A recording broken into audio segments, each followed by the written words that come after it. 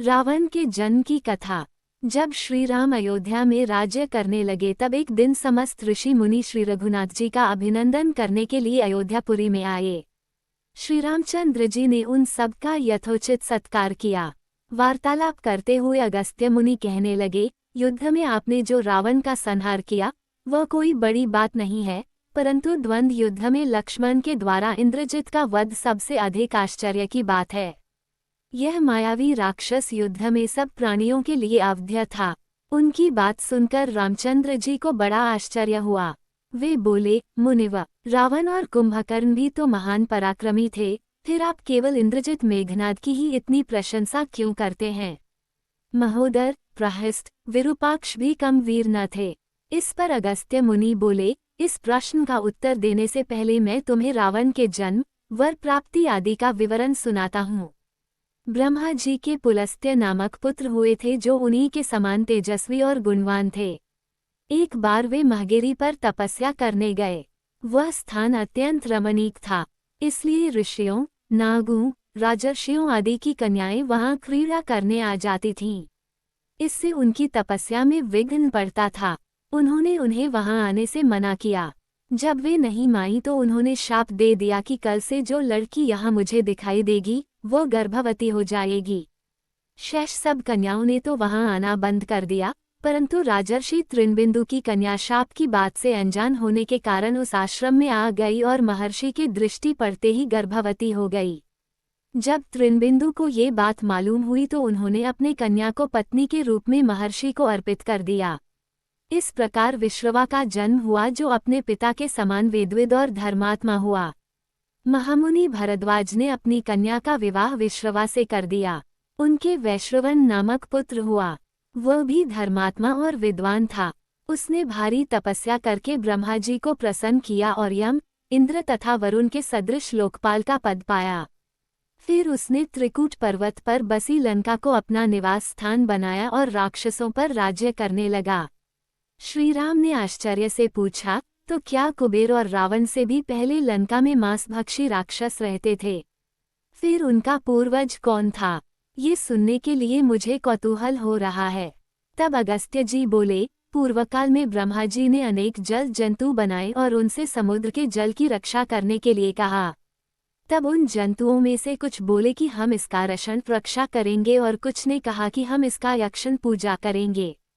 इस पर ब्रह्मा जी ने कहा कि जो रक्षण करेगा वह राक्षस कहलाएगा और जो यक्षण करेगा वह यक्ष कहलाएगा। इस प्रकार वे दो जातियों में बंट गए। राक्षसों में हेती और प्रहेती दो भाई थे। प्रहेती तपस्या करने चला गया, परंतु हेती ने भया से विवाह किया जिससे उसके विद्युतकेश नामक पुत्र उत्पन्न हुआ। विद्युतकेश के सुकेश नामक पराक्रमी पुत्र हुआ। सुकेश के माल्यवान, सुमाली और माली नामक 3 पुत्र हुए। तीनों ने ब्रह्मा जी की तपस्या करके यह वरदान प्राप्त कर लिए कि हम लोगों का प्रेम अटूट हो और हमें कोई पराजित न कर सके। वर पाकर वे निर्भय हो गए और सुरों असुरों को सताने लगे।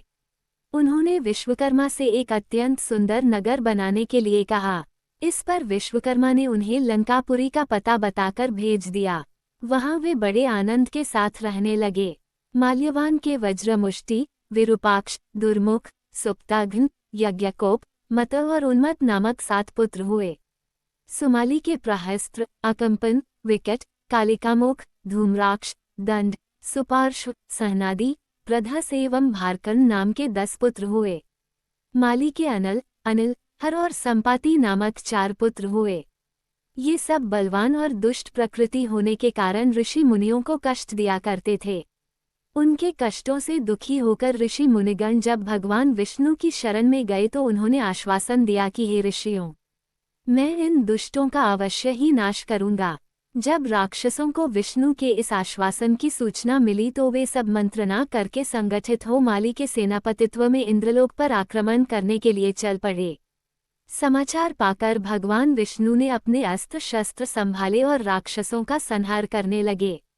सेनापति माली सहित बहुत से राक्षस मारे गए और शेष लंका की ओर भाग गए। जब भागते हुए राक्षसों का भी नारायण संहार करने लगे तो माल्यवान क्रुद्ध होकर युद्धभूमि में लौट पड़ा। भगवान विष्णु के हाथों अंत में वह भी काल का ग्रास बना। शेष बचे हुए राक्षस सुमाली के नेतृत्व में लंका को त्याग कर पाताल में जा बसे और लंका पर कुबेर का राज्य स्थापित हुआ। अब मैं तुम्हें रावण के जन्म की कथा सुनाता हूँ। राक्षसों के विनाश से दुखी होकर सुमाली ने अपनी पुत्री कैकसी से कहा कि पुत्री, राक्षस वंश के कल्याण के लिए मैं चाहता हूँ कि तुम परम पराक्रमी महर्षि विश्रवा के पास जाकर उनसे पुत्र प्राप्त करो। वही पुत्र हम राक्षसों की देवताओं से रक्षा कर सकता है। अगस्त्य मुनि ने कहना जारी रखा। पिता की आज्ञा पाकर कैकसी विश्रवा के पास गई। उस समय भयंकर आंधी चल रही थी। आकाश में मेघ गरज रहे थे। कैकसी का अभिप्राय जानकर विश्रवा ने कहा कि भद्रे, तुम इस कुबेला में आई हो। मैं तुम्हारी इच्छा तो पूरी कर दूंगा, परंतु इससे तुम्हारी संतान दुष्ट स्वभाव वाली और क्रूरकर्मा होगी। मुनि की बात सुनकर कैकसी उनके चरणों में गिर पड़ी और बोली कि भगवान, आप ब्रह्मवादी महात्मा हैं। आपसे मैं ऐसी दुराचारी संतान पाने की आशा नहीं करती, अतः आप मुझ पर कृपा करें। कैकसी के वचन सुनकर मुनि विश्रवा ने कहा कि अच्छा, तो तुम्हारा सबसे छोटा पुत्र सदाचारी और धर्मात्मा होगा। इस प्रकार कैकसी के 10 मुख वाले पुत्र का जन्म हुआ, जिसका नाम दशग्रीव रखा गया। उसके पश्चात कुंभकर्ण, शूर्पणखा और विभीषण के जन्म हुए।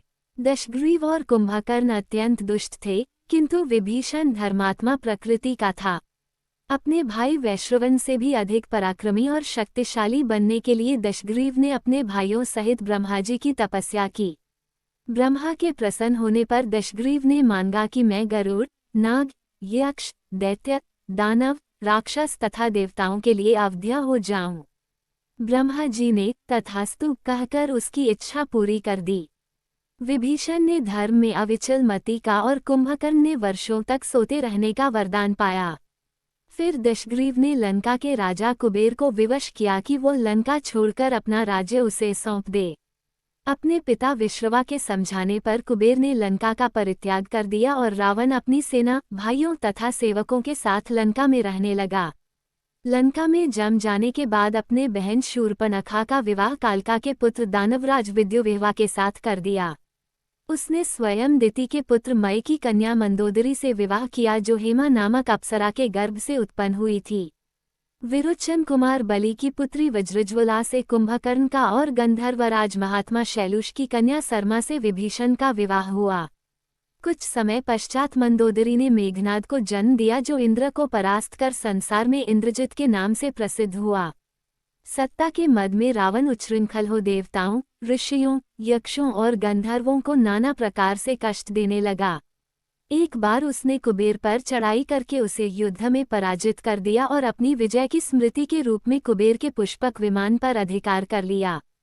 उस विमान का वेग मन के समान तीव्र था। वो अपने ऊपर बैठे हुए लोगों की इच्छानुसार छोटा या बड़ा रूप धारण कर सकता था। विमान में मणि और सोने की सीढ़ियां बनी हुई थीं और तपाए हुए सोने के आसन बने हुए थे। उस विमान पर बैठकर जब वह शरवण नाम से प्रसिद्ध सरकंडों के विशाल वन से होकर जा रहा था, तो भगवान शंकर के पार्षद नंदीश्वर ने उसे रोकते हुए कहा कि दशग्रीव, इस वन में स्थित पर्वत पर भगवान शंकर क्रीड़ा करते हैं, इसलिए यहाँ सभी सुर, असुर, यक्ष आदि का आना निषिद्ध कर दिया गया है। नंदीश्वर के वचनों से क्रुद्ध होकर रावण विमान से उतरकर भगवान शंकर की ओर चला।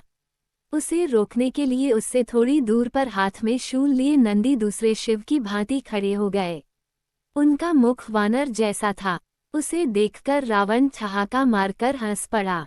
इससे कुपित हो नंदी बोले कि दशानन, तुमने मेरे वानर रूप की अवहेलना की है, इसलिए तुम्हारे कुल का नाश करने के लिए मेरे ही समान पराक्रमी रूप और तेज से संपन्न वानर उत्पन्न होंगे। रावण ने इस ओर तनिक भी ध्यान नहीं दिया और बोला कि जिस पर्वत ने मेरे विमान की यात्रा में बाधा डाली है, आज मैं उसी को उखाड़ फेंकूंगा। ये कहकर उसने पर्वत के निचले भाग में हाथ डालकर उसे उठाने का प्रयत्न किया।